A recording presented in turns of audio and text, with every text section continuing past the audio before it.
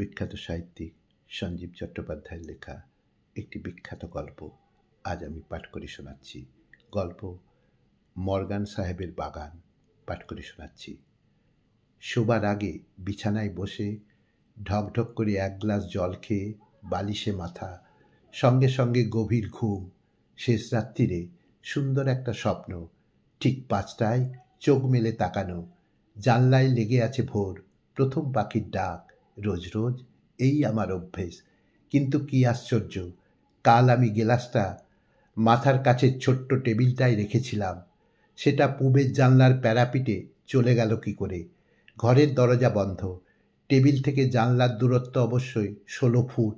কি জানি বাবা, ভোরের আলোয় পাতলা কাচের গেলাসটায় অদ্ভুত একটা গোলাপি রঙের আভা।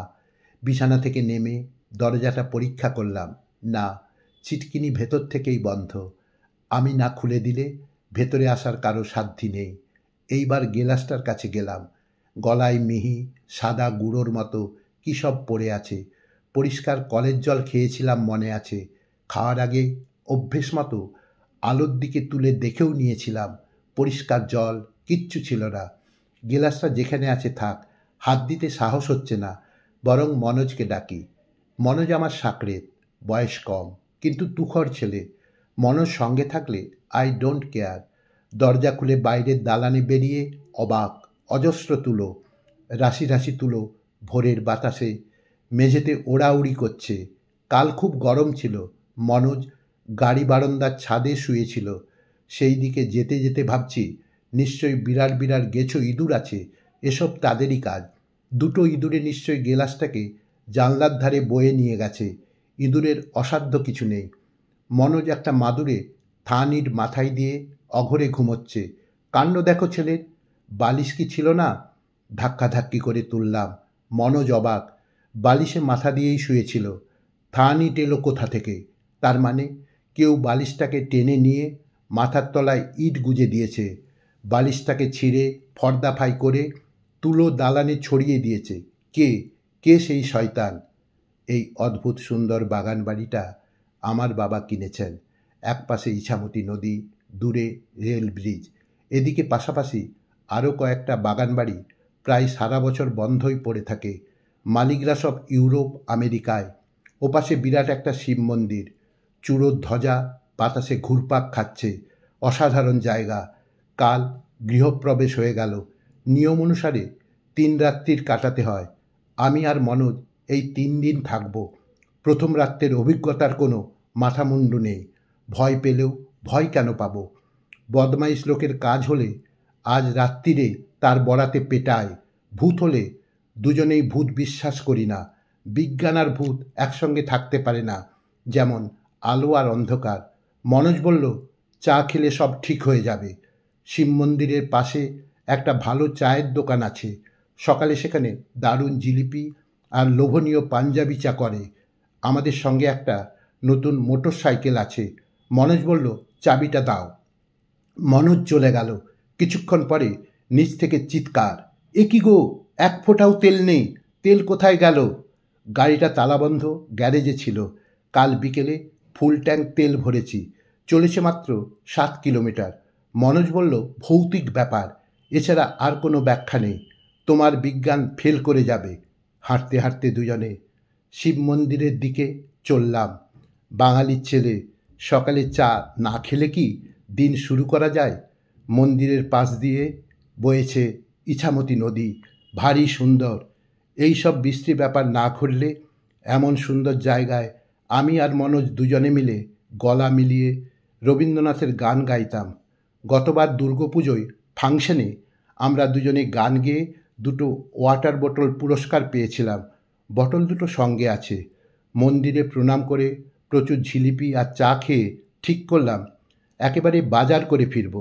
একটা ব্যাগ কিনে যাবতীয় বাজার করে আবার চা খেয়ে আমরা বাগানে ফিরে এসে হতভম্ব। বিশাল গেটে একটা মোচড়ে ধরা তালা লাগানো। দেখলেই মনে হয় তালাটা কমসে কম 100 বছরের পুরনো। হাতে বাজারের ব্যাগ, ভেতরে সব জিনিসপত্র আমাদের। বিশাল পাঁচিল ঘেরা এই বাগান। বাইরের থেকে বাড়িটা চোখে পড়ার উপায় নেই। মনোজ বলল, এই বদমাইশিটা আমাদের সঙ্গে কেউ করছে, নিশ্চয়ই তৃতীয়জন কেউ আছে। আমি বললাম ছিল, এখন আর নেই, তালা ঝুলিয়ে দিয়ে চলে গেছে। মনোজ বলল, আমি পাঁচিল টপকে ভেতরে যাই। আমি বললাম, পড়ে তুই হাত ভাঙবি, ভেতরে পড়লে আমি তোকে বের করব কি করে? পাঁচিলটা কত উঁচু দেখছিস? মনোজ বলল, সারাদিন কি আমরা হাঁ করে দাঁড়িয়ে থাকব? ভয়ঙ্কর কাঁচতে কাঁচতে সাইকেল চেপে মধ্যবয়সী এক ভদ্রলোক আসছেন। খুব ধীর গতিতে সাইকেল চালাচ্ছেন। আমাদের বোকার মতো দাঁড়িয়ে থাকতে দেখে তিনি নেমে পড়লেন। আমরা কিছু বলার আগেই তিনি বললেন, কি তালা? বললাম, আপনি কি করে জানলেন? এই অঞ্চলের সবাই জানে ভাই, মর্গান সাহেবের তালা। দেখো, তালার গায়ে লেখা আছে মেড ইন ইংল্যান্ড 1901। ও তো মোচ্চে ধরা ভুতুড়ে তালা। এই যে শব্দটি বললে, ভুতুড়ে, ওইটাই ঠিক। শ্যামবাবু কে হয়? শ্যামবাবু তো আমার বাবা। আপনি চেনেন? কে না চেনে, কত বড় উকিল। শ্যামবাবুকে আমরা সবাই বারণ করেছিলাম, শুনলেন না। বড্ড কড়া ধাতের মানুষ। শোনো, মর্গান সাহেবের বাবা ছিলেন নীল কুঠিয়াল। মর্গান একটা চটকল করেছিল আরও অনেক সাহেবকে নিয়ে। মর্গান প্রথম বিশ্বযুদ্ধে লড়াইও করেছিল, বীর। তবে মর্গানের বইয়ের চরিত্রটা ছিল ব্যাড, ভেরি ব্যাড। একদিন রাত্রিরে ফিকে গোলাপি রঙের একটা গেলাসে মদের সঙ্গে বিষ খাইয়েছিল মর্গান সাহেবকে। বদমাইশ মেয়ে, এদের জ্যান্ত কবর দেওয়া উচিত। মেম যদি সুন্দরী হয় জানবে ডেঞ্জারাস। ভদ্রলোক সাইকেলে উঠতে যাচ্ছেন। আমরা বললাম, এ কি, আপনি চলে যাচ্ছেন? দেরি হয়ে যাচ্ছে বাবা, কাশির জন্য দেরি হয়ে গেল। ওষুধ খাচ্ছেন না? ওষুধ খাবো কেন? আরে বাপু, কাশি আমার বড় ছেলের নাম। 3 ছেলে, কাশী, বৃন্দাবন আর মথুরা। আমরা এখন তাহলে কি করব? এই তালা ভাঙার সাহস কারও নেই, বংশ নিবংশ হয়ে যাবে।